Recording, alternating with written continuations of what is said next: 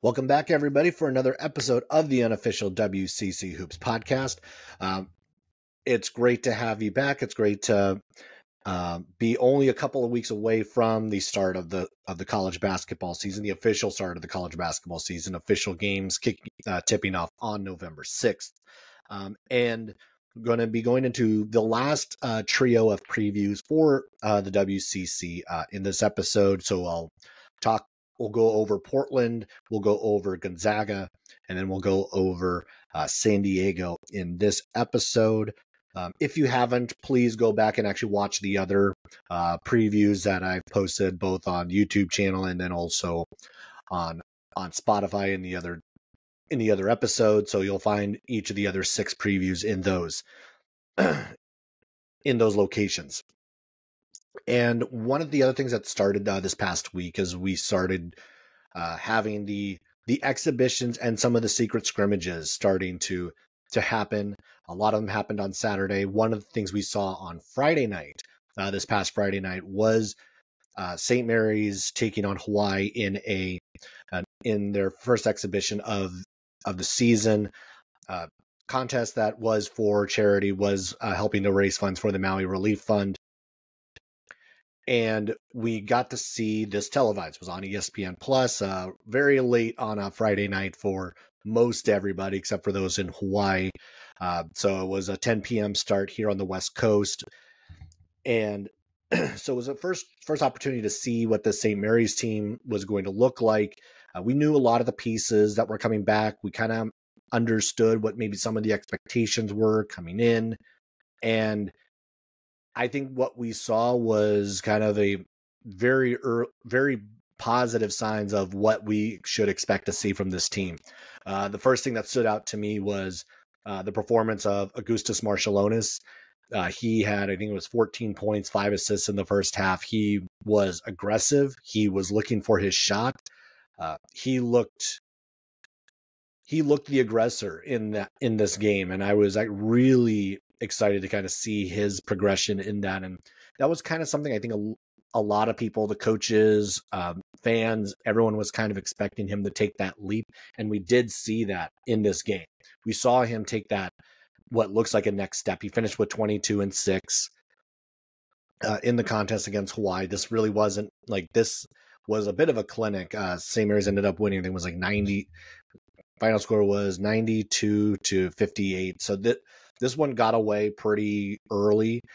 We got to see a lot of guys get some decent amount of minutes. No one played more than 30.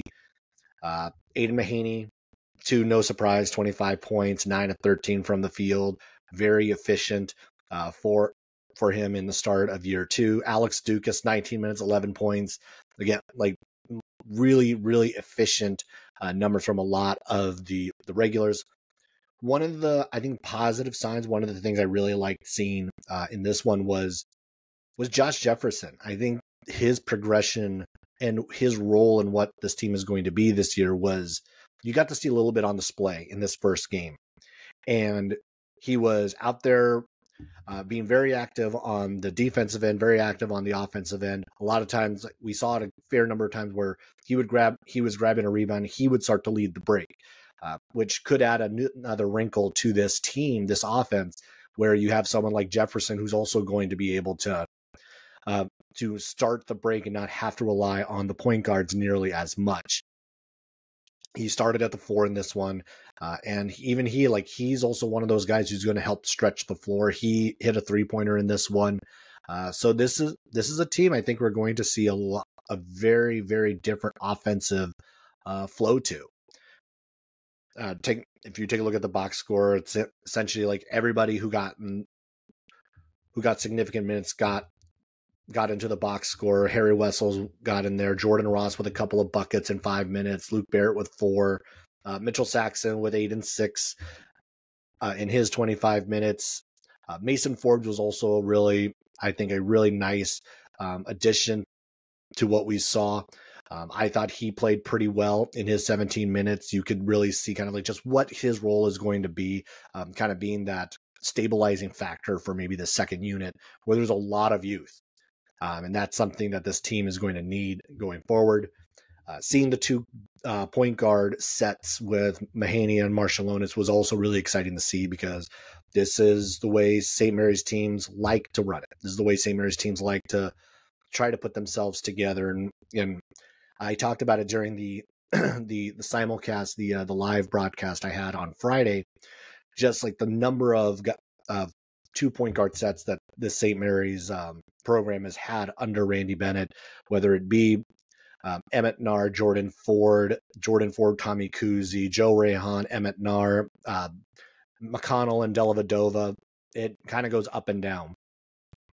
And so really, really good showing from St. Mary's in night one. The offense looked really good. Jefferson looked good. Marciulionis looked good. It all looked good. And the defense was still there. And I think that was something that really wanted to kind of see, is would the defense still hold up after Logan Johnson, after Kyle Bowen? And night one of the post Logan Kyle era, it looked pretty good still. So I think positive things for St. Mary's on that front.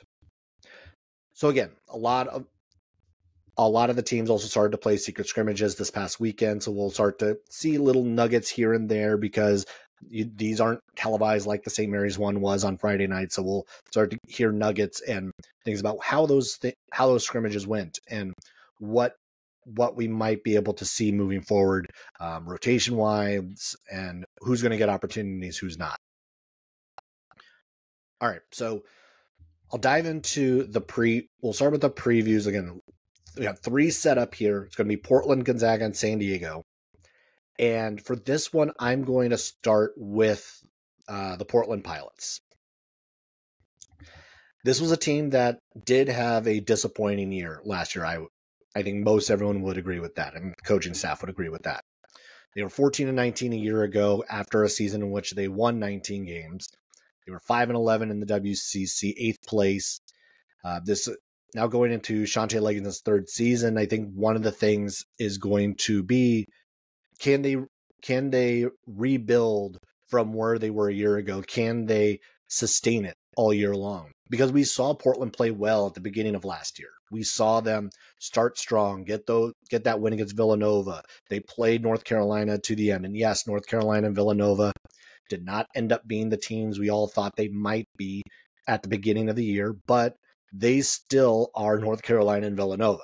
And for a team like Portland, those were big opportunities, and they were able to cash in on at least one of them. And and after that strong showing, everybody seeing like, oh, they are building off of the year before, it all started to crumble. It all started to fall apart. Injuries were part of the scenario, part of the thing that we saw last year. Moses Wood went down. You saw Mike Meadows go down. You saw a good number of key guys missing from this roster, missing from this rotation. And also, this, again, like kind of the problem of 2 years ago, they ended up being a very small team again. And that is something that is a challenge in the WCC because of how many teams are just big. You have some big, big teams in the league, and that is something that Portland just did not have. They were playing with a center who was 6'5", 6'6", so that was not going to actually really get it done. Rebounding really hurt them a year ago. Their interior defense hurt them. But now it's going into this year, there's a lot of turnover. A lot of new guys on this roster. Moses Wood is gone. Mike Meadows is gone. Christian Ciolin is gone. So some big, big pieces to this team are no longer around. And the question is, can they come back? Can they bounce back? And really maybe are they going to be the sleeper team again going into this season? And before I go deeper into it, I'm going to replay a little bit of I'll replay the interview that I did with Shante Leggins about a month or so ago, previewing the season and really kind of get his thoughts on what we might see from this team, what might be the outlook for his Pilots this year. Coach Leggins, how was your summer? And how's the first few weeks of the school year been? Summer's good. Summer was great. It was a summer where you do a lot of reflection after last season, And so, we got to sit back and see some of the things and try to get better from what that season came. So we got to do that. And it was exciting because we got some guys in here with the shooting capabilities and different things that I like. So it was exciting hanging with the team and being with the team this summer. We had a lot of fun. I think we got better, and I'm looking forward to hanging out. And my family and I, we did a couple trips here and there, but they're all in on being part of this this journey with us. So I got my kids are always hanging out every day out here. So it was a good time. It was a good family environment this summer, and I really appreciate the summer from all the guys and the coaching staff. Yeah, and there were a lot of changes over the summer, of course, because you had a lot of guys move on. You brought a lot of new guys in. I'm going to start with last year. Just you guys had so many challenges, faced so many challenges a year ago. Because it seemed like every time it turned around, another guy went down with an injury, another key guy went down with an injury, and your rotation just kept having to change all year long. And early on, it was like there was so much excitement because you guys played so well in the PK tournament. You get that win against Villanova. You went toe to toe with UNC, and then it just seemed like what could go wrong did go wrong. Yeah. And just kind of talk about just what you learned from that season, and maybe for some of the guys who have come back, what's kind of like their mindset as they try to go into this coming season. Well, it's a humbling season.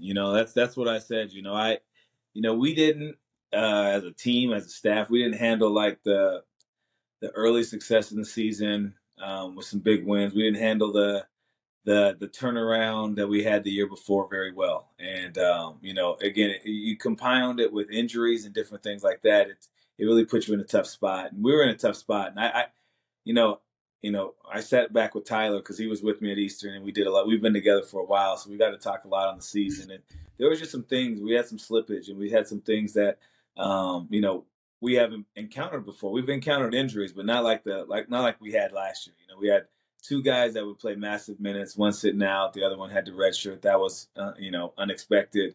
You had games without Tyler and Moses together, and so those aren't excuses though. And so what you do is you build a program and you have depth. We didn't have great depth last year, and then you have some injuries to Mike Meadows and different things like that throughout that last season. And so it puts you in those are five guys that you were planning on playing major minutes, right? And they were in and out of the lineup. And so, but you learn from that. That's a learning experience. I'm particularly, I'm kind of still of a young coach, if you'd like to say, early in my, coaching career, at least as a head coach. And so you learn a lot of new things. And sometimes you have to take some really bad bruises along the way, but they heal. It took a whole summer and maybe a couple days. But you sleep and you wake up and, you have the right people around you and you keep pushing forward. It's the same thing that I told Tyler. I said, hey, we're going to build a team. It's going to be a good team. We're going to have length. We're going to have size. We're going to have some depth. So you don't have to play 40 minutes a game where you can play your best basketball. So that's one of the things that we did this year. And that's what we worked on this summer is just, conditioning, just, working on our bodies. Sometimes you get some freak injuries and you have to deal with them. But I think all in all, I think it was a good summer for us. And I think, it was good just to have some reflection time because last year was new. It was new for me. And I think we did a good job of really hitting the reset button and coming in ready to work. Yeah, and you do have a good core of at least of some of those returners. You talked about Tyler Robertson already, but one of the guys that I feel like sticks out in that group is the return of Chris Austin, because he was a guy you missed all of last year and got hurt at the end of obviously the year right before. Talk about his recovery and what he's been able to work on during the summer to try to get back in the game shape as we get closer to the season. Well, I thought last year we could have got him in maybe the second half of a WCC player, maybe even the beginning. But I just felt that for him, for his career past University of Portland, I thought it would be best, let him keep healing, let him keep getting stronger. The injury he had, it's a broken bone, but the way he broke it, and it's a mental thing, right? And so he had to sit out and didn't have a lot of strengthening, so different muscles would hurt on him, daily. And so my whole thing with him was, let's just get you all the way and let's get you right for October. You need to be ready for November 6th. And he looks amazing. He looks like he hasn't missed a beat. If you guys know Chris, he's one of those guys that didn't miss a beat in the weight room, didn't miss a beat in conditioning. He's one of our leaders, so he's one of our tough guys. He's one of our best defenders. He's one of our better guard rebounders. And so you missed them all last year, even though you think you're going to have them. You missed them all last year, and it was kind of tough. But having him practice and work out, I mean, he took this. I mean, he didn't go home during summer break. He just stayed here, worked out, worked on his school stuff, and just was excited about this season. And I think he's really itching to get back there. And I thought he did a good job this summer. It's going to be huge to have him back. That's a big piece for us because he did a lot of things for us. I mean, he averaged 15 points the year before. And he did a lot of things for us. He guarded the other team's best players at times. He had key rebounds. I mean, he did things that we missed last year. And I think his leadership by example. He's not the loudest guy, but you're going to follow Chris Austin. He does a great job. He's good in the classroom, and so he's not a BS type of guy. He's not hoorah and all that kind of stuff. He's ready to go, and all the guys they follow that sometimes by example. Yeah, anchored by those two, just couple of vets, just seeing Chris Austin be able to come back and seeing Tyler Robertson come back, obviously it's huge for the program, but someone who almost got a lot of opportunity last year who may not have had the injuries not happen was Juan Sebastian Gorosito. Yeah. And just kind of talking about just because we saw him get better and better last year as we go through conference play. And just talk a little bit about him as we go into this year. All right, he likes to be called Wanze. Wanze. He puts Juan and Sebastian together and just says Wanze. So you got to make sure you call him Wanze. If you ever hear me calling Sebastian, that means he's ready to fight me. No, I'm kidding. No, he was a guy that just got better every game, every practice. He's a guy that has no fear in anything. He's excited to play this. He can't wait for this season. I mean, again, another guy that only went back to Argentina for 10 days, see his family. He came right back. He wanted to be here for summer school to get ahead. But he's put on some muscles in the weight room. I mean, he looks great. He's quicker. He's now jumping. He's got more explosiveness. His change of speed, if you watched him last year, he just looked like the road runner out there. And so he's changed his speeds a little bit. He's gotten much better at that. But then the thing he does, that's one of the best things that, I can't shoot the ball. He's one of the best shooters in the country, not just our league in the country. I mean, the things he does when people come in here and watch him from, other scouts and, teams that seen him play and you got, NBA guys come through here and check our guys out before they go to the Blazers. They say he's one of the best shooters they've seen. And so he's gotten a lot better. I'm hoping there's no sophomore slump with him. I don't think there will be, but he's one of those guys that has really, taken leaps and bounds steps over this summer. I'm really excited to see what he can do this season. Yeah, and you have a few other guys that are coming back as well, but you also had to bring in a ton of guys from the portal. Who are some of the guys that you think are going to be able to make impacts early on in the season, and then maybe who are some names that we should really watch out for? We got Vukashin Masic, who sat out last year, coming over from Maine. Again, another guy that I thought would, probably be one of our starters last year. But he had to sit out due to NCAA rules, second transfer and all that kind of stuff. And so he came here. He got to practice with us all season long. He's really good. And so I'm excited about watching him play. We brought some guys in, from different schools. The kid from West Virginia State, Noah Jordan, he's going to really help us. I mean, he's about 6'7.5". I mean, he shot over 40% career three-point shooter. He's a rebounder. He played a lot of five for his team because he's just bigger, but he's a wing. Yuto coming over from Lamar.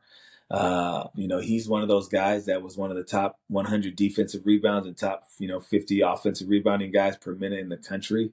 That's a lot doing as a freshman. I really like the pickup of Ollie from, I'm not trying to kill their last names. Ollie from Cal Poly. He's done so many things this year with us so far that makes you, think like we got some nice pieces. And then Big V in the middle, it's his third year. Vasilia, it's his third year with us. And so, when you have a third year with us, especially at that position, because that's a very important position for the way I like to do things. If you look at how we've used our guys in the past, they've become really good that third year.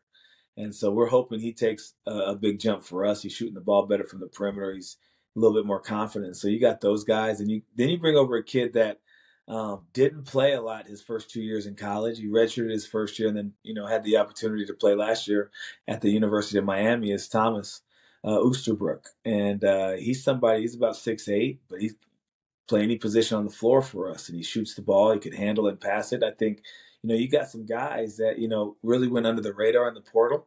um, and you look at it and you're thinking, okay, well, we got this group of guys, and how's it going to look? And then you see them this summer, and they're all playing with the edge and the chip on their shoulder because they have a lot to prove, especially the guys that were here the year before. That's not a year. 14 and 19 is not a year that you're never excited about. It leaves a bad taste in your mouth, and so. You had some of the guys exit with the transfer portal, but we brought some guys in. I think that really helped our defensive capabilities, our rebound capabilities, but also didn't slow us down in the shooting. I think that's one of the things we love to do is shoot. And I think we brought in some guys that could really shoot the ball. And so excited about that. And I think I didn't miss anybody, I don't believe, especially if you're talking about transfers and guys that were here last year. And I mean, again, like there was so much movement, and really across the conference, like a lot of teams in the league had to really rebuild. Gonzaga had the rebuild, USF had the rebuild, LMU, Santa Clara, you guys all, a lot of the teams in the league had the rebuild. As you've kind of like started to see like what some of the other teams in the league have been able to do, like how is that kind of like how are you feeling about like going into the league of just seeing like really just the names and the guys who have come in on league wide? Well, shoot, the league's done a great job. I always look at it, and if I'm looking at it all constantly. It's just something I keep refreshing. A lot of teams aren't putting up their rosters yet.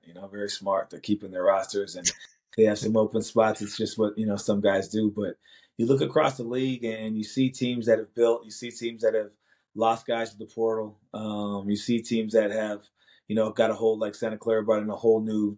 They lost their whole starting five pretty much, and they brought in some guys that are pretty good guys that we looked at, and you look at that, and you look at how, he's done a great job. Herb has done an amazing job, and his staff have done an amazing job of always, retooling and getting the right guys for their system and how they play.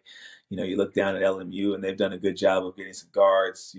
They lost one of the best guards in the league last year. He had a great year, but he's brought in some, at least three really good guards, I think, And so you're looking at that, and you see, okay, they did a great job of rebuilding their backcourt, getting some guys in there that they think that's going to be pretty good.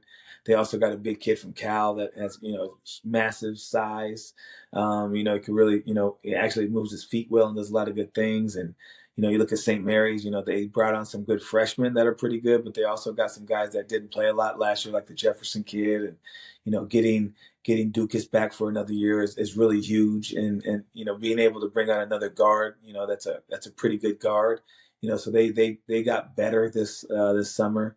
And you could also look at, San Francisco, what they've done. They've done a good job. They've went and got some kids that are really good. They're going to impact their roster right away. And you can just go up and down the list. Gonzaga does what Gonzaga does every year. They go and get some really good players. They just lost a kid, I believe, but I don't think they were too worried about losing him. But they got some guys out there that are really good. And they're always going to get the cream of the crop. And so when you look at what we've done, and I always look at what we've done compared to everybody else, I like what we've done. I've always had teams where they've been overlooked a little bit, and okay, well, we're going to do this, and Pacific's brought on some really good guys. San Diego, I think, is the only team that really didn't bring in a lot of transfers, but the freshmen they brought in and some of the guys they have brought in are really good, and so that bodes well for them. In the as they go, they could bring in some really stud freshmen because there's a lot out there, and so you look at that and you're like, okay, well, they went the route where they're going to have some youth, and so every team has gotten better this summer, and so. You look at our league, I thought last year our league was really good. I think this year it's going to be even better. And so I'm really excited about the opportunity to compete. Yeah, it really seems like that, especially over the last like just few years, that everyone has like really stepped up their game, and it's really just been almost a gauntlet starting to go through this league. And obviously, even down BYU, I don't think the league has taken a huge step backward, even though obviously BYU is still a big loss for the league competitively. It's a loss. It's a loss a Yeah. little bit, but I think the league's doing a good job of figuring out what they want to do next, from what I've been hearing. So I'm excited about what may happen. Yeah. So we talked about a little bit of the challenges with the portal, and just like obviously like everyone across college basketball has had to deal with a lot of the same challenges and trying to do the best they can. But we've also seen, and I want to talk to the Cal alum in you, the former Cal player in you, about just some of the transfers of conferences, and the fact that obviously we've seen what happened to the Pac-12 and Cal going to the ACC. And I know personally, because like I grew up here in the Bay Area watching Cal and Stanford from the time I was little. It's like seeing the Pac-12 dissolve like it did. Oh, It hurt. It hurt. It hurt. yeah. It did. It did. It really did. I mean, it's a West Coast conference, right? It's the flagship West Coast conference. It's one of the Power Five West Coast conferences. And so that kind of puts it takes away a little bit of that West Coast mystique. Oh, we don't stay up late to watch your games, all that yada yada yada stuff, and you hear it now because of the WCC. And so now we may be the primary West Coast conference in the Mountain West, and so that's that's a good thing. You got to look at how it shook out and how it shakes out for us. We're going to be able to go up and down the West Coast now and grab kids that wanted to go to those schools, that want to be a part of a West Coast conference. It's great, that some guys want to play nearby, and it stinks because I played in the Pac-10, and then when it got to the Pac-12, all those Pac-10 guys said, it's weak. Those two teams, now it's not even a league. I don't think anymore. I think Oregon State and Washington State are trying to hold on strong and try to figure it all out. But it's tough because that's what you grow up watching. You grow up. I grew up watching all the Pac-12 games and Pac-10 games, and it's just a reminder. You gotta move on and be ready with the times, because it's not slowing down for anybody.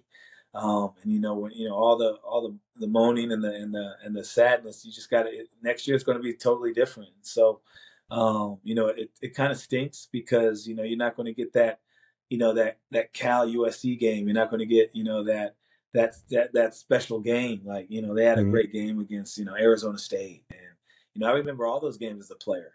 Those are games that you think about. People that from the West Coast that went down to those schools. Now you're not going to have those those little rivalries you had. I know that they're saying that Oregon's going to keep the matchup with Oregon State, and Washington State's going to keep up with Washington. That's only going to be for so long. I think so. I think that by the time they're going to have to figure out, how they're going to play those games. But I just don't see that happening for too long. And so you're just going to miss the Pac-12. But I think some things are going to be in the move, where some things are going to happen where there'll be a good West Coast conference. Especially I love Pac-12 football. I don't know what else I could.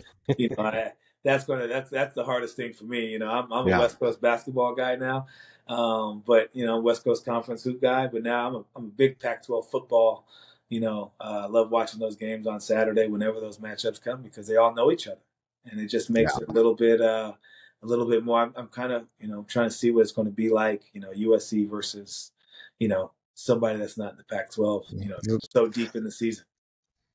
Yeah, that longtime rivalry of Rutgers and USC in the Big Ten. I guess they're going to fight about the Scarlet Red. I have no idea what they're going to what game's that going to be on. What are they going to be playing for? That's the tough part. At least USC, UCLA will still get a chance to go at it in California. That might be the marquee game of the year every year for Californians. Maybe it's the few like non-conference games that they get. They'll just stick with each other and play each other that way. But to your point, maybe that's just a short-term thing, and who knows how long it'll actually last. It's gonna. I'm just looking forward to seeing how it all works out. I'm sitting back, and that's going to be something to watch in itself. It'll be entertaining to see how they all figure this out. Not just for the football, but for softball teams, for the swimmers, for the track. I can't wait to see how it all shakes out. It's very interesting. It's something that it's just something I want to see how it all works. So one thing so you mentioned some of how all the other sports work. I mean, the rest of Portland athletics has some really good teams. Like both the soccer programs are rolling. The baseball team does really well. when you get a chance, when you're able to actually get out there, like what's the most fun at a non-basketball event that you have at Portland? Well, man, they're all pretty good, man. Like if you go to our women's team, they play a style of basketball that, it's rare you see, right? They're pressing, they're causing turnovers. They got all game long for 40 minutes. And that's something, I've even picked up some of the stuff. You'll see some of the stuff we do this year. It's not going to be exactly how that works, but it's fun to watch them play. Coach Meek's a really good coach. And then you go out and watch our soccer team. We're third in the country. The last game we went and watched, and our team goes to all these games. They scored in the first 17 seconds of the game. And he does a good job with his team. He's a UCLA guy. He was there for a while. Coach Nick, and then our women's team. Obviously, they did a great job last year, and they're coming back in battle. They just tied Oregon State at Oregon State. But what's funny is they just want to they want more. They're like, it wasn't a good game for us. And it's fun to have this camaraderie with our coaches around here. It's been great. Like being able to go out and watch them play. And then when it comes around baseball, I like watching baseball, and Coach Looney does an amazing job with his team. And all the athletes here are so, for each other, and the coaches are too. So it's been a special community. When I took the job, wasn't expecting that. And so that part of this gig has been a blessing in disguise because, we're there rooting for them. They root for us. And I go to all the events. I live right down the street. I live a 3-minute walk. So my kids and my wife, we come to all the events. It's fun. Our players go and check them out. So our soccer teams, though, are right now that they're in play right now. They're unbelievable to watch. And Nick's done an amazing job with his team. I mean, they're number 3. If they go on the road and beat Virginia Tech this weekend, and a couple teams lose, we could have the number 1 soccer team in the country. And so that in itself is pretty cool. And so, Yeah. Just being around and seeing how how they're able to do things. We got to pick our stuff up. According, from what I'm looking at, everyone's balling. We got to start balling a little bit. Everyone else is balling. We got to get there. And so it's been fun watching these guys, and it also gives us motivation. Looking at our school, we're tucked away here in Portland. Everybody always overlooks us, and we got these teams, and Santa Clara is really good at soccer. And our team's up there now, and our athletic department has done a great job. Scott Latham has done an unbelievable job of directing us and putting us in the right positions to be successful. We're getting everything we need here. Want to thank Coach Leggins for hopping on one more time. And this Portland team is in a tough spot because I think that a lot of the other WCC teams did a lot to improve upon their rosters from a year ago. And I think Portland is in a spot where they have a tough hill to climb. They have a lot of pieces that they need to fill. Now, again, they bring back Tyler Robertson. I think that's a huge part of this. Maybe one of the best all around players in this league, best balanced player in this league. He's going to be able to fill up the box score. He's going to be there at the end of games. He's one of the toughest guys in the league. How much are we going to see? What are we going to see from Chris Austin once games start getting going? Shante Leggins did say that he is looking really good. He's looking strong. This is an instant offense guy that this team was missing a year ago. And two seasons ago, we saw that Chris Austin was going to be effective in that system, that he was one of kind of the lightning rods of this team. As we got deeper and deeper into the season, he was a guy you had to pay attention to. He can be a 15, 18 point per game guy. And if he is that, then I think Portland is going to have, they're going to be you're not going to be able to ignore Portland. I'll say that. Juanzi Gori-Soto, I think he's another guy that just seems to be getting better and better and better. Their guard set, I think, is not going to be much of a problem. Portland's guards, I think, really do give you a lot of options. They do give you some flexibility in how they want to run things. The challenge for this team is still going to be, what can you do in the post? What are you going to be able to do down low? And so what are we going to get from Alimani Karoma? What are we going to get from Yudo Yamanuchi?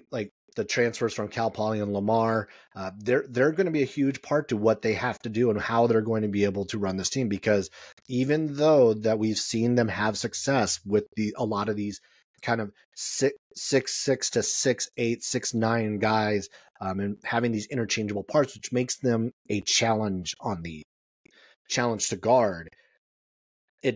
But in this conference, it makes it a challenge to defend because you have teams like Gonzaga who are big. You have teams like Santa Clara who are big, St. Mary's who is big, USF who is big, LMU who is big. That is going to be the challenge, I think, for this team is do they have enough on the front line to defensively remain competitive and stay and hang around with these teams? Can they do enough there? I think there's a lot to be said about what both Yamanuchi and Kurama are going to have to do as they adjust to this league. Yamanuchi did a lot of really good things when he was at Lamar. I think that he's 6'10" forward. He's going to be, I think, a big piece and I think helpful on that front line, but he's going to have to be able to rebound well, I think, for this team to do something. Thomas Oosterbrock is another guy coming in from Florida. Another guy you're going to have to pay attention to. This Portland team is in a weird, I think not a weird spot, but it's in this spot where now the pendulum can swing drastically one way or the other. I think this Portland team is probably about the 6th best team in the league. That's about where I think they will be. I think they're right after that main group of Santa Clara, LMU, and San Francisco. I think they are right. They fit right after them. Because I think they are closer to them than I think that they are to Pepperdine, Pacific, and San Diego. But this was a team that did finish 8th. They finished behind Pacific a year ago. They finished behind some teams that you didn't think they would finish behind. They weren't able to put it together. So this is going to be a challenge. This is going to be their test going into the year, and they will have some tests early on in the non-conference. They don't have quite the tests that they did a year ago when they were in the PK 85, but they will be at Nevada. They will play Wyoming. They're going to be at Grand Canyon. They're playing in the Diamond Head Classic. So they have some opportunities to pick up some wins, and I think for this team, it's going to be important to build confidence and build some momentum before getting into WCC play, because it's going to be a really tough task once you get into WCC play. This feels like to me, especially 1 through 5, 1 through 6, that this might be one of the more competitive leagues that we've seen in a while, because I think there's a lot of these teams are close to each other. I think Portland is just kind of like, they're teetering on, like, are they closer to the pack with the upper echelon, or are they closer to the lower end? And right now, I think this is where we can kind of see which direction Portland is going to move. And it's an important year for them. Year 3 for Shante Leggins. So we'll see how this team rolls it out, what they're looking like. I think that this team, peak-wise, is probably going to be, I think peak-wise, they're about 5th in the WCC. I think if everything falls apart, they're going to be in 7th. So that's probably about the window I see for this Portland team, between 5th and 7th place finish in the WCC this coming year. All right. So next, we're going to talk about Gonzaga. And this Gonzaga team is obviously, we're turning a new page. We're turning a new page to what this Gonzaga Bulldog team is. There is no more Drew Timme. There's no more Julian Strother. There's no more Malachi Smith. There's a lot of guys are no longer here. And it's going to look different. It's going to feel different, especially early on. This was a team that still reached the Elite Eight a year ago. This was still a team that was the co-WCC champion. This was a team that was the WCC tournament champion. They still won 31 games last year. But what are the expectations for this Zags team as they bring in a lot of new pieces? You bring in Ryan Nembhard. You bring in Graham Ike. You bring in Steel Venters. You bring in a lot of guys who have experience. You bring in guys who know how to win as well. Creighton went deep with Ryan Nembhard. Wyoming got to an NCAA tournament with Graham Ike. Steel Venters was the player of the year in the Big Sky. They brought in guys who know how to do it, and they still bring back pieces who know how to do it. Anton Watson, first and foremost, the guy who everyone's going to point to and be like, he's the anchor to this team. And I agree, he is the anchor to what Gonzaga does. Arguably the best defensive player in the league, arguably the most indispensable player in the WCC. They also bring back Nolan Hickman. They bring back Ben Gregg. Braden Huff is going to be part of that rotation likely. So 1 through 6 on this Gonzaga roster seems pretty set. Health, everyone being healthy, being the big key to that. But after that, it does get a little shaky. And I think this is where we have some questions about this Gonzaga team, is the depth. We're so used to seeing Gonzaga teams be, not necessarily like rotation-wise, because we know that Mark Few doesn't have a huge rotation. He'll only go like 7, 8 players deep. But we're used to seeing Gonzaga teams that are already like 9, 10 guys deep, that you know what you're going to get. This year, going into the season, I think we only have about 6 of those guys. And 7 through 10 are question marks. What are we going to see from some of the new guys? What are we going to see from likes of Braden Huff? Expectations, I think, are high, as they should be, but it's still unknown. You don't necessarily know what you're going to get from Dusty Stromer. It's still unknown. You still don't know what you're going to get from some of these other pieces. And that's the challenge going in. What are they going to get 7 through 10? Because I think we're pretty confident 1 through 6. You know what you're getting from Ryan Nembhard, arguably maybe going in preseason player of the year in the WCC. You know what you're going to get if healthy from Graham Ike. That's a 20-10 dude right off the gate. You know what you're going to get from him. You know what you're going to get from Anton Watson. No one is questioning what he's going to be able to do for this team. Nolan Hickman. Nolan Hickman is maybe the one guy who's the established amongst the 6 who could have a big jump this year. There's been a lot of talk, and there was talk some at WCC Media Day from Mark Few about the importance that Ryan Nembhard has played on Nolan Hickman's development. Really, what it is because it allows Nolan Hickman to play off the ball, play the 2 guard, which is a much more natural position for him. One of the things that last year that was discussed a lot was that Nolan Hickman wasn't the point guard that this team needed, that he was underperforming, that he wasn't showing up night in and night out. Well, you know what? That's not where his natural inclination is. He wasn't the true point guard. And if Gonzaga had a quote point guard a year ago, we're probably looking at a team that maybe does get back to the Final Four and not just the Elite Eight.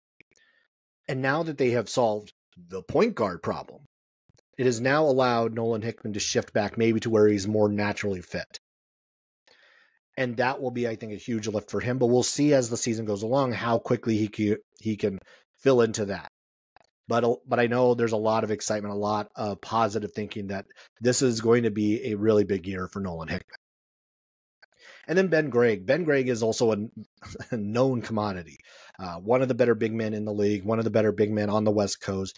But he's been hiding behind Drew Timme the last couple of years, hiding behind Anton Watson the last couple of years. And he's going to be coming off the bench again this year with both Watson and Ike sitting right in front of him.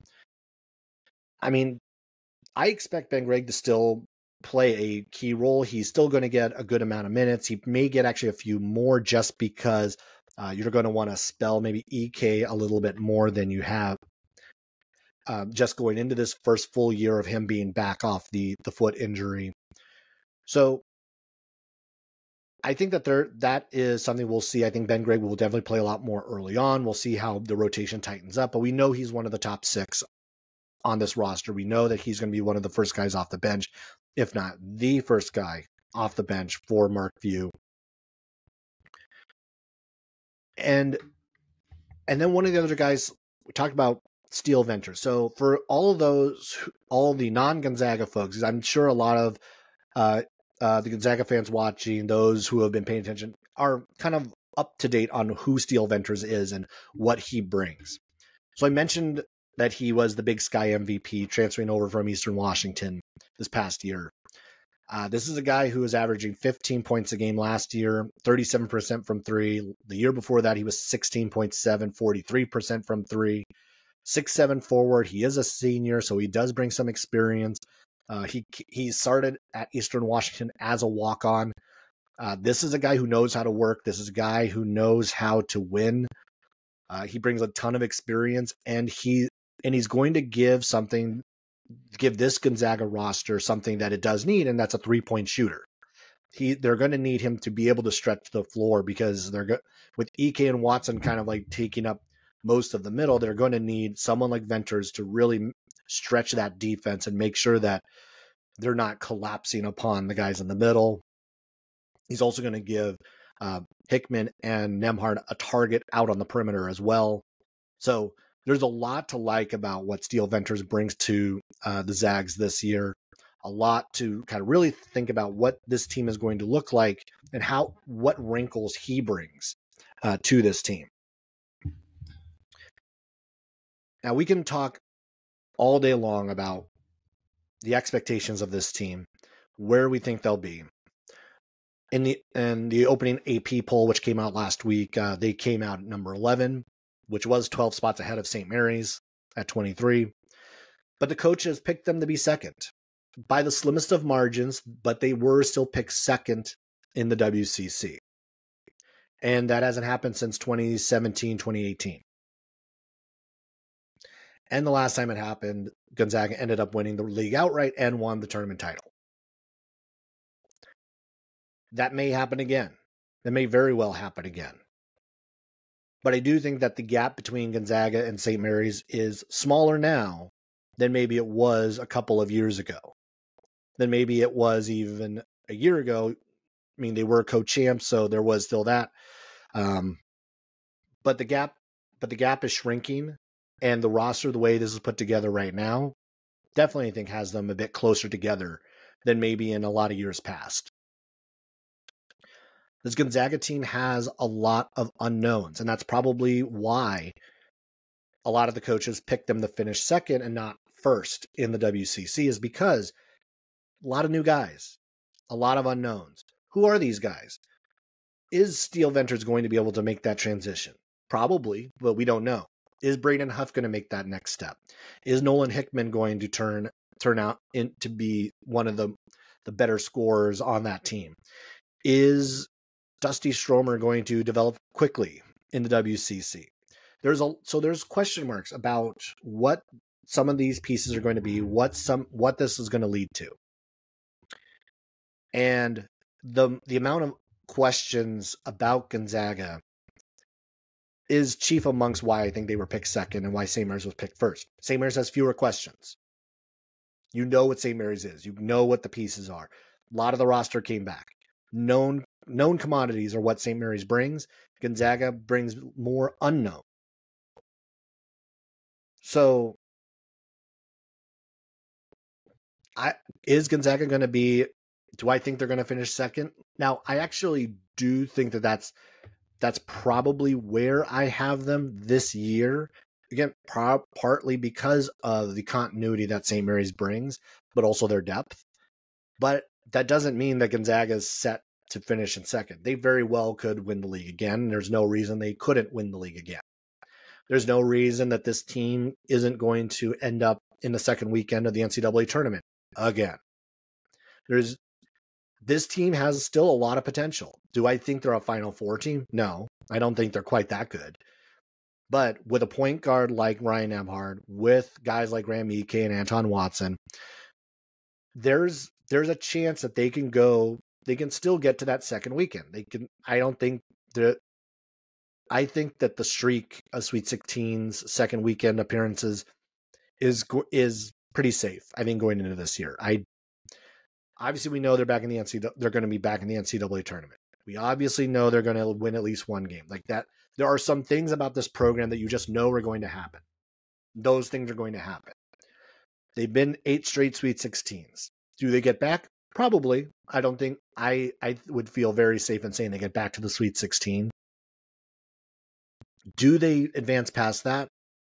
That's hard to say. I think that's largely going to be upon matchups and who they end up facing and how this bench, how this second unit really starts to round out for the Zags. I would say I think Sweet 16 is probably their ceiling this year. I think Elite 8 would be hard, even though they've been in 3 Elite 8s in the last 4 tournaments. But that was with Drew Timme, one of the best college basketball players ever. And you don't have Drew Timme anymore. And that's just just a reality. This was kind of like almost like a peak, the glory years of Gonzaga basketball, because you had one of the premier players in all of the sport. It's like when it was like the Adam Morrison years, when like he was the king of college basketball. Drew Timme arguably was the king of college basketball. And for a few years, you were at the peak. You were in a title game. You're Elite 8 for 3 of those 4 years. And of course, one of those being a Final Four year and a title game year. That doesn't come around all that often. And I think the expectations can still be high, but I think they need to be met with a little bit of reality of who's no longer here. The program is the program, but when you have a guy like Drew Timme, he does make that much of a difference, especially at the college level. So taking a look at Gonzaga's schedule, and I think that's something that is going to be a challenge early on. I mean, I'm looking at this and I'm actually a little, not concerned, but don't be surprised if Gonzaga actually has a few, if not more than a few losses in the non-conference. And I say that really because we talked about the unknowns of what this team is. And yes, a lot of teams have a lot of unknowns, but remember how everyone was freaking out about how Gonzaga had, I think it was 3 losses in the non-conference last year. And that was with Drew Timme, with a team that we knew what they were, and everyone was freaking out. Now we have a team of unknowns, a lot of unknowns, some known, some unknown, but a lot of pieces of like, what is this team going to be? I mean, starting with the Maui Invitational, I don't think they're beating Purdue. I think that's going to be a long shot. Then they have Tennessee or Syracuse. I mean, if they lose to Purdue, maybe they probably get Syracuse, but who knows if they get that matchup. And the Maui is just loaded this year. It would not surprise me if Gonzaga came out with 2 losses in the Maui. USC later in the non-conference. I mean, I think that's probably a game they get, but that's still, I think, it's not going to be an easy one down in Vegas. They have UConn later in the non-conference. We saw what UConn did to them a year ago, and that was with Drew Timme. That was with what I thought was a better roster, 1 through 8. UConn does bring back a lot of the same pieces. How is Gonzaga going to respond to that? And maybe there's some sort of memory loss because you have a lot of new pieces. They weren't the team these weren't the guys who lost to UConn by 30 in the tournament a year ago. But UConn's going to remember. UConn's, I think that's going to be a tough one for Gonzaga as well. I think that's probably a loss. Then the San Diego State game in Spokane, that one, I think that's going to be one of like the better games of the non-conference. San Diego State is much more like the St. Mary's team of a year ago, where they're going to drag Gonzaga into a dogfight. They're going to scrap and claw and try to make this ugly. And with San Diego State, I could see that going either way. So, like, just between UConn, the Maui, I could see at least 3 losses in the non-conference, and we haven't even talked about the fact that they have Kentucky in the middle of February, which, early on Kentucky, I might have said it's like you can kind of catch them off guard early. But by the time you get into February, in the middle of conference play, they might be revved up a little bit more. They might be in a little bit more of a flow. The one thing is, I don't want Gonzaga people to freak out and think that just because they lose a few of these games that means it's doomsday, because that's not. I mean, unless you're considering doomsday not being a top 3 seed, which that is very well possible. If they lose a couple of these games, lose those big matchups, maybe they are a 4 seed rather than a 3 or a 2. Maybe if they lose more than you think they should, maybe they drop to a 5. And that will be a big difference from where we've seen them the last handful of years. That'll be different from where we've seen them the last 8 or so years, being down at a 4 or 5 seed. So I think these early games are going to be a great indicator of what this Gonzaga team might be, where it still needs to grow, or what pieces work with what people. So very early on, hard to tell right now. I think these early games, I think the Maui is going to tell us a lot about this Gonzaga team and whether or not they're going to be a 2-3. I don't see them. They're not a 1 seed. They're not that good this year. But are they going to be a 4 or 5, or are they a 2 or a 3? I think there's room in between those. And these non-conference games, I think, are going to make the difference between one or the other. So total wrap-up of Gonzaga. They're not as good as a year ago. I don't expect them to go out deep into the tournament as a year ago. I do think that there's probably somewhere between. They'll get to this. I think they're still a second weekend team. I probably would have them between a 3 and a 4 seed in the NCAA tournament. But I expect them to struggle early. I expect them to hit some bumps in the road early on. And Zag fans, don't freak out. It'll be all right. They'll be in the tournament. They'll do well. But just maybe pull back the expectations from the last few years just a bit. All right. So lastly will be San Diego. And this Torero team is, well, brand new. I think there's no other way to really say that you have a lot of new pieces on this team, 10 newcomers onto the roster. Last year, they were very senior heavy. Steve Lavin had to put this roster together pretty quickly. A lot of grad transfers, a lot of guys who had experience.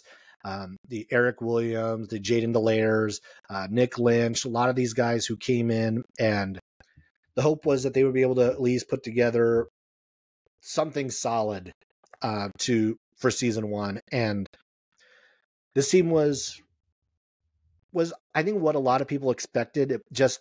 It felt like a year where nothing fit properly. Which, again, it makes sense for first year, trying to clean the roster out, see what you have, see what direction you want to go in. They were 11-20. They were 4-12 in conference. They finished in 9th, just ahead of Pepperdine. And now you have a very young roster. Now you have a team that maybe you're going to start to build off of. You have a team that hopefully plays some better defense. This was the worst team in the WCC defensively. They were last in opponents' field goal percentage, last in opponent 3-point percentage. They were 9th in opponents' points per game. They gave up a ton of points. Now, the one thing on the flip side is that they did well is they took care of the ball. They were 3rd in the WCC in turnovers per game at 11.5. And considering the pace in which they played, that's pretty impressive. This was a team that scored 77 points per game, 4th in the league. Again, had like they scored a lot, but they also gave up a ton. The fact that they only turned the ball over 11 and a half times a game was actually a pretty good indicator, I think, of what this team is going to try to do. Ball control is key.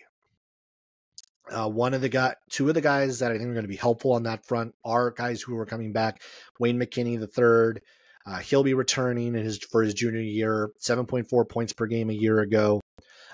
I really liked what he was able to bring his freshman year just 2 seasons ago. So I think he was one of the guys I really was excited to see going into last year. But there were a lot of older guys who were also on this team that were seeing minutes, so that kind of took away some of McKinney's opportunity. Chase Townsend was around for a full season, and that was part of it. You also had Sekou, who was also here at San Diego. So there was a kind of a logjam at the guard position, and McKinney got his minutes, but I think he's going to have a better opportunity to do more going into this year. Another one of the guys I think who's going to have more opportunity is going to be Deuce Turner. This is a guy who averaged 9 points per game in 21 minutes. He only started 4 games last year, but incredibly effective when he was in, 46% from the field. He had a season high of 20 against LMU. There are only 3 returners, and so there's a lot of, or sorry, there are not only 3 returners, there are a few more, but like these are kind of like the 2 that really kind of are going to stand out and be, I think, the leaders of this team as we see what this team is going to turn into. What's the possibility? What's the potential of the San Diego team?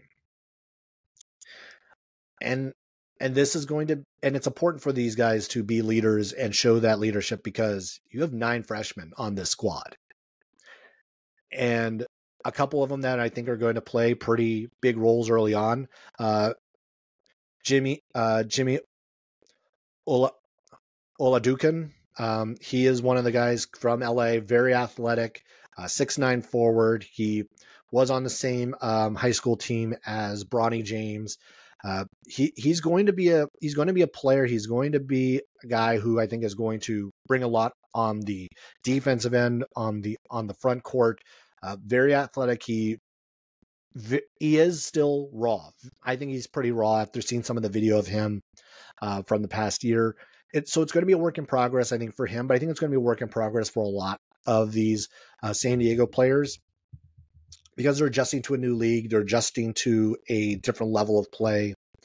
Another one of those freshmen who is probably going to play a role pretty quickly is Dragos Lungu, freshman out of Romania. He also played in the NBA Global Academy in Australia. Good shooter, really good shooter.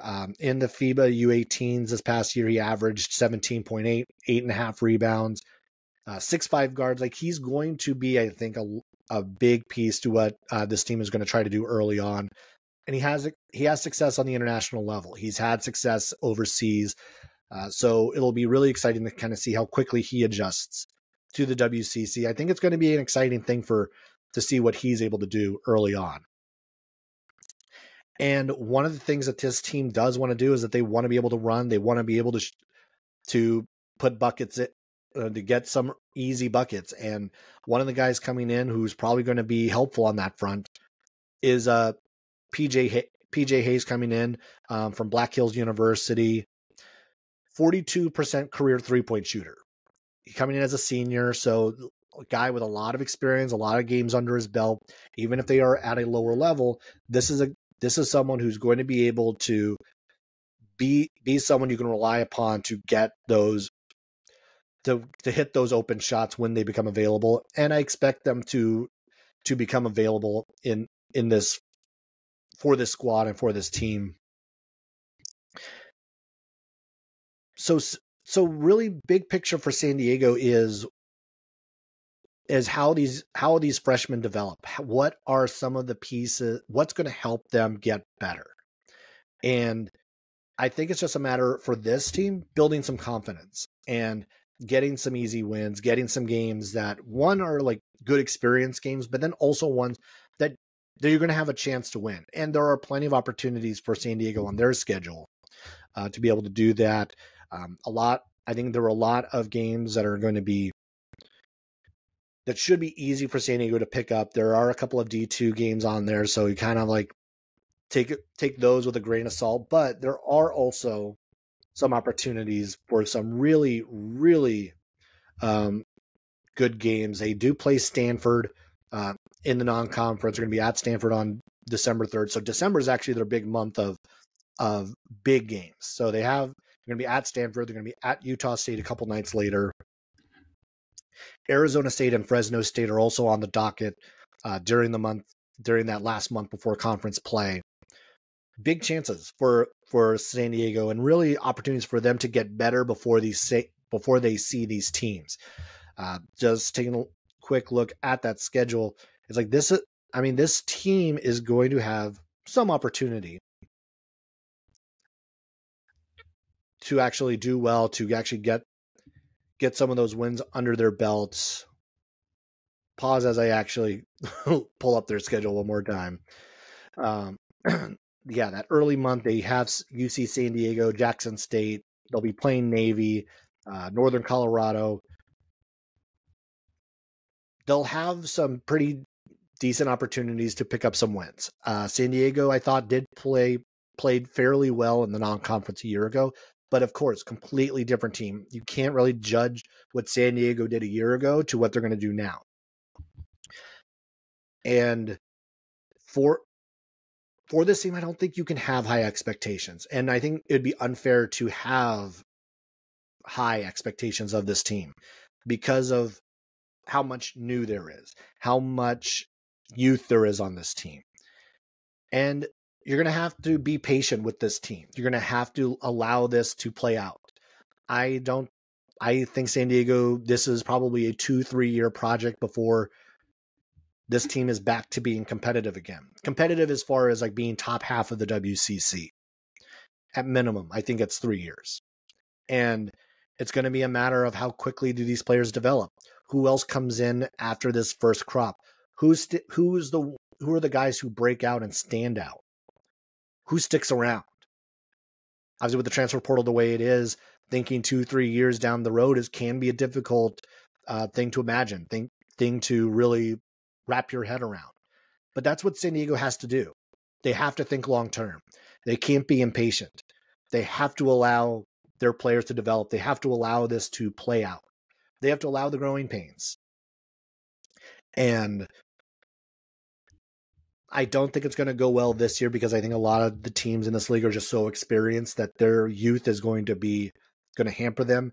I am picking them to finish last in the WCC,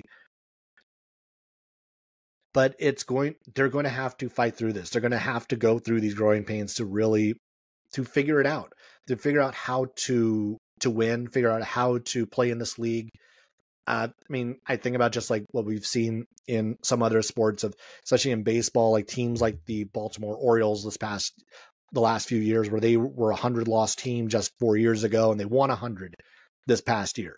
So this is where I see like San Diego has opportunity, but they're starting from ground zero, and you're going to have to be patient. You're going to have to really be able to stomach some of these growing pains and these tough losses. They're going to happen. You can almost guarantee they're going to happen.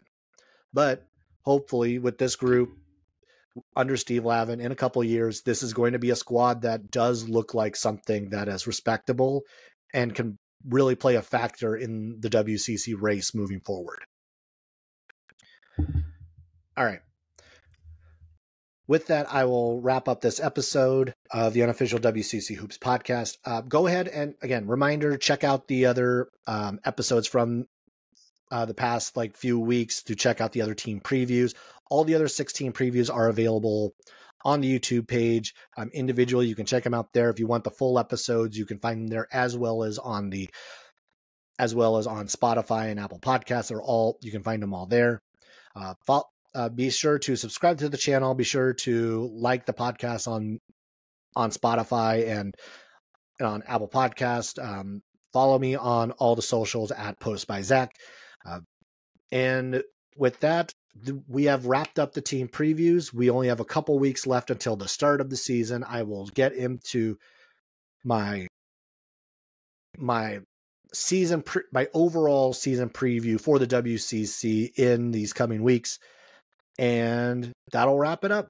Thanks for watching, and I will catch you next time.